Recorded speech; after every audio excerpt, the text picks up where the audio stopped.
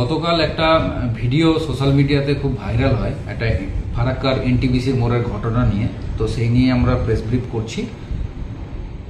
গতকাল 2:30 নাগাদ মালদা থেকে একটি বাস, বেসরকারি বাস, সেটি সাগরপাড়ার উদ্দেশ্যে যাচ্ছিল। যখন সেটি এনটিপিসি মোড়ে দাঁড়ায় এবং তার যে কন্ট্রাক্টর আছে বাবু শেখ, সে নামে প্যাসেঞ্জার তোলার জন্য, তখন একটি সমীর ঘোষ, তার বাড়ি চৌকিগ্রাম, থানা ফারাক্কা, সে আসে তার কাছে এবং তাকে এখানে কেন বাস দাঁড়িয়েছে সেই নিয়ে জিজ্ঞাসাবাদ করে এবং তারপরে তাকে অ্যাসল্ট করে, ফিজিক্যালি অ্যাসল্ট করে এবং তার জাতি তুলে গালাগাল দিয়েছে। এবং এই ঘটনার পরে আমরা জানার সঙ্গে সঙ্গে সেই সমীর ঘোষকে আমরা ডিটেন করি। তারপরে বর্তমানে বাবু শেখ, তার বাড়ি হচ্ছে সাগরপাড়া, তার ওয়াইফ এসে একটি কমপ্লেন দেন। আমরা সমীর ঘোষকে অ্যারেস্ট করেছি এবং 5 দিনের পিসিপিআর সহ জঙ্গিপুর কোর্টে ফরওয়ার্ড করেছি আজকে।